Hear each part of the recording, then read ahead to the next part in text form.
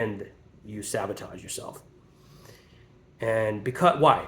Why do they work at first? Whether it's hard drugs or walking in the spirit only, to the negation of all human emotion, critical thinking skills, speaking what is true for you so that you can correct it. What is going on there?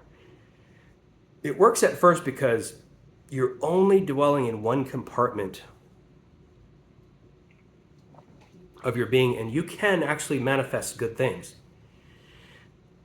It's the ancient Egyptian idea that the way creation happened did not involve a woman. It was just Ra, R-A, the god Ra. He masturbated, and his sperm, when he ejaculated, his sperm went out and created the universe. That's one of the creation stories. There's another one that came before that, where Isis, the goddess of wisdom, she unveiled herself, and that created everything. But the male-only version is the Dispenza version, where you just imagine, and then you use the feminine energy of emotion, not to be your equal, but to just come in and support it. So you bring up the emotion to just cheer the man on. The woman just cheers the man. This is Thomas 1:14. Jesus said in the Gospel of Thomas 1:14, the woman will become the man. The woman will become the man. In other words, the emotion will become the vision. The emotion will become the vision. The woman will become the man. The soul energy is only serving one purpose, and that is to cheer on and to back up the vision of what you want to create. And it manifests for a while, but it's unnatural. It's unnatural affections. You see it in male headship. You see it in pastors whose wives exist for only one reason, and that is to support that man's ministry. She doesn't say much. You see it in male headship in the household, where the woman's job is to simply submit to the man. But that goes on internally. And so the Dispenza, Gnostic Gospel of Thomas, all that stuff is simply the woman becoming the man. I experienced it fully.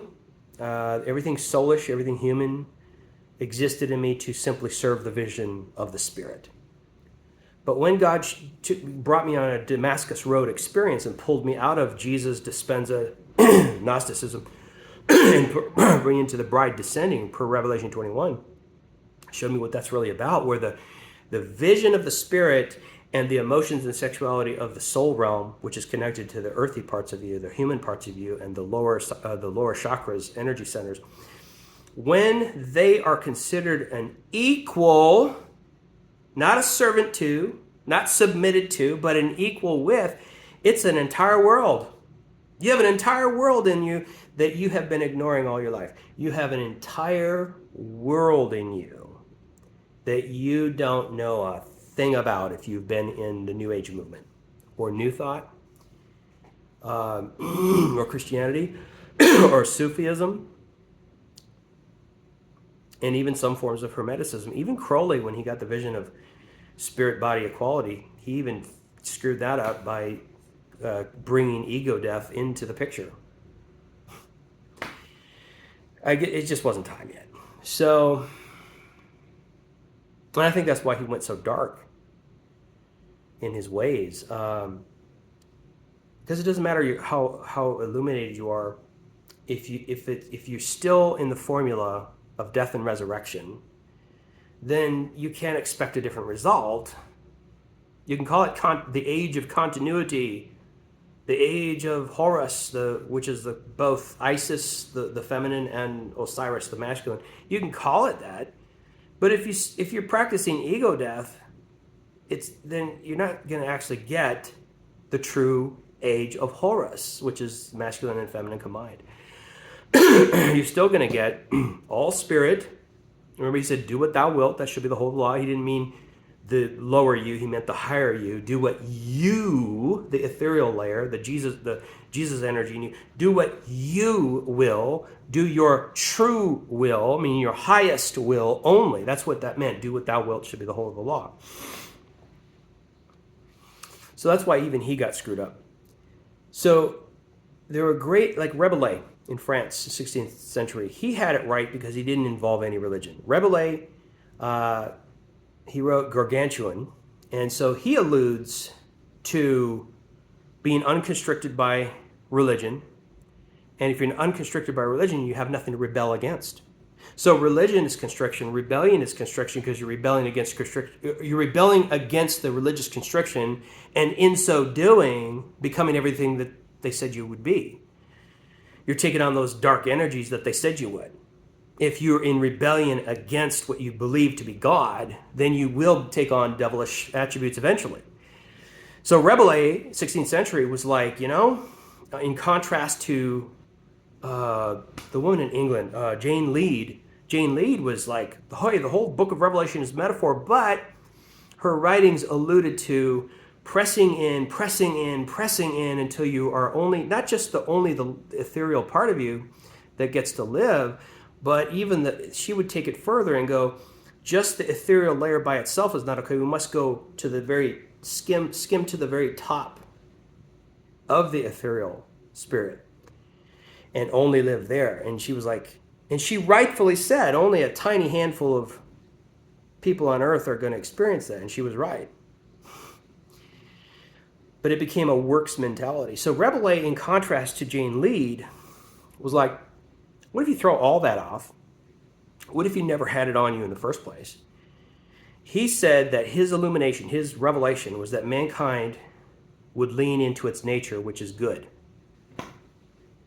Religion doesn't stand a chance once we understand we are good without a Jesus, without a mediator, without a blood atonement. Without blood atonement, that means you're bad. You identify as bad if you need a blood atonement. Someone to be your example means you're bad because you're not like that person, so you need a book or an example or a logos to adhere to. You need constriction to make the good sound, to make a harmonized sound. Then that means you don't believe you were good in the first place. Rabelais was saying, do what you will, because that's the most holy sound you can make as far as a frequency that is like music coming from the inmost light of your being. And then when we harmonize with each other, the good in each other sees the good, the good in people that are different from you sees the good in people that, like yourself. And we harmonize internally, spirit, soul, and body. And then we harmonized in the world, and this is the healing of the nations, but the vision John was shown in Revelation 21 was not ascension. Not ascension. It was descension. The bride descends to heal the nations, and that's how the world will harmonize. But descension is like a cuss word to people that are involved in spirit identification. So we will repent of the Jesus energy of spirit identification, where even a sexual fantasy is adultery, according to Jesus. Any human thing that is against spirit identification, you're supposed to cut that eye out, cut that hand off, cut that. So he said, better to enter into spirit identification without some of your human traits. And that's true if you're a criminal, but you don't apply criminal laws of the universe to healthy people, because then you'll make the healthy people become criminals. If you have the disease called alcoholism, you do need to say, I am an alcoholic, and you go to the AA program and go to meetings 2 or 3 times a week. You definitely have to do that. You have to do that. Otherwise, you will fall back into your habit. Okay?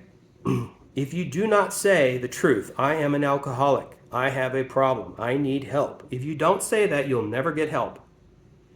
The group is there to help you and be your strength, and you will get through it. Proven time and time and again.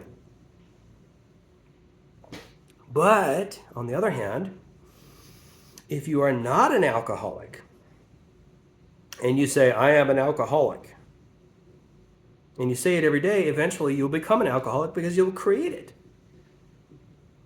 Now apply that to the United States. In my experience of living in 4 different regions of the USA, where I had several black friends, Native American friends, I experienced white culture as extremely racist wherever I lived. When I went to South Africa and hung out with the vineyard denomination Christian friends of mine who were sold out to Jesus, I never imagined hate could be that hateful. These people who gaze at the love of Jesus all day long are full of hate. Because the more they gaze at colonialist Jesus, colonialist Jesus is not the Jesus of the gospel, but they think it is. The more you soak in the Spirit with worship music from the Vineyard Church, the more you soak in the spirit of colonialism Jesus